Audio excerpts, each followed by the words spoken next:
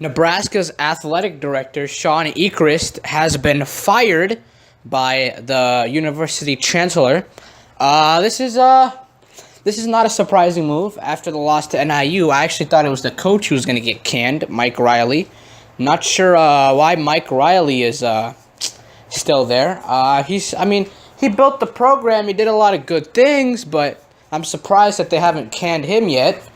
This is a little bit. This does, like, honestly, it's surprising, but it's not that surprising because you lost to NIU 21-17, and we paid $800,000 to schedule this one on the schedule of Nebraska, and they want to compete for Big Ten titles, and they're 1-2 and have lost 2 non-conference, one to Oregon and one to NIU. So Nebraska, this year is a bit of a rebuild. The Tommy Armstrong leaving and the team, kind of needing to figure things out. Last year they started 7-0, 8-0, then sort of lost the big games to Wisconsin, Ohio State, But this year they just getting creamed.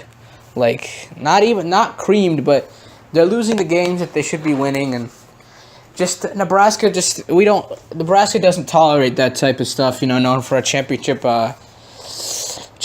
pedigree in the 90s, and haven't won a Big Ten championship since 99. Should have won that one against Texas, like I always say, but stupid Colt McCoy.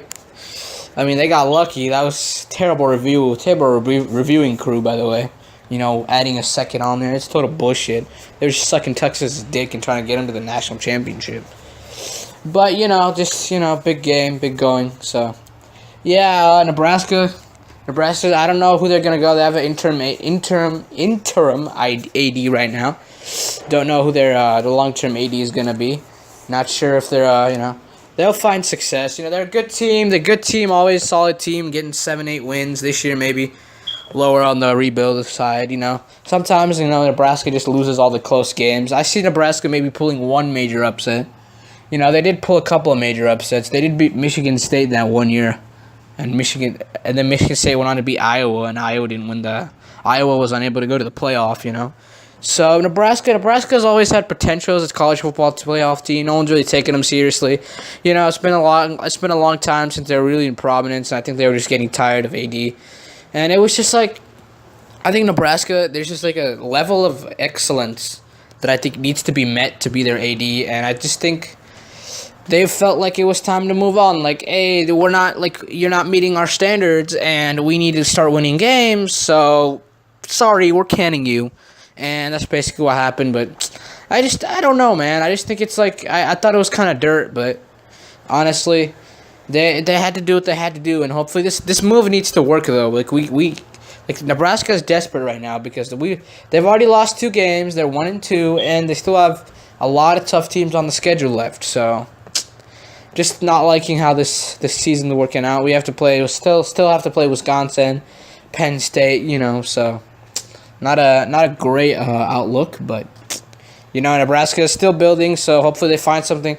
Nebraska's problem is that everybody has gone to the NFL, always producing NFL products. Nathan Gary, Quincy Enunwa, Kenny Bell, Rex Burkhead on the Patriots. Then you got Vincent Valentine, and Ndamukong Suh, obviously the greatest Nebraska product of recent times.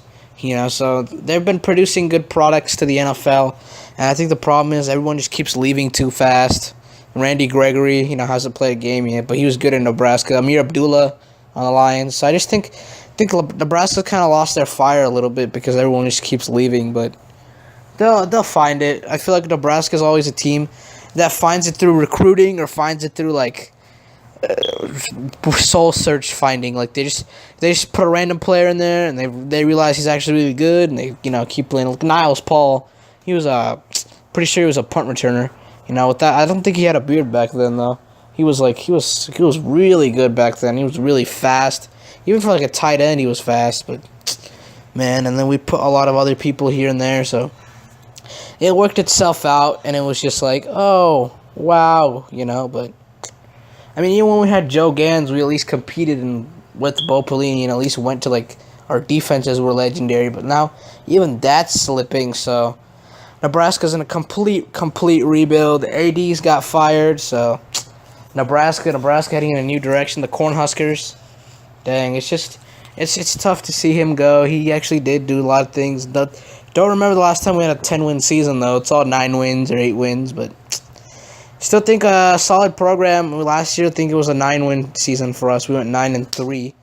So I just, I mean, we can at least make a BCS bowl from time to time, but just the way we're playing, we're not finishing out games, and most of our non-conference is weak. So when we lose the non-conference, it really screws us because they're already weak. So when we lose it, it's just like, oh, they lost to a fucking weak-ass team. Wow, I can't believe that happened type thing. So it's frustrating as a Nebraska fan personally.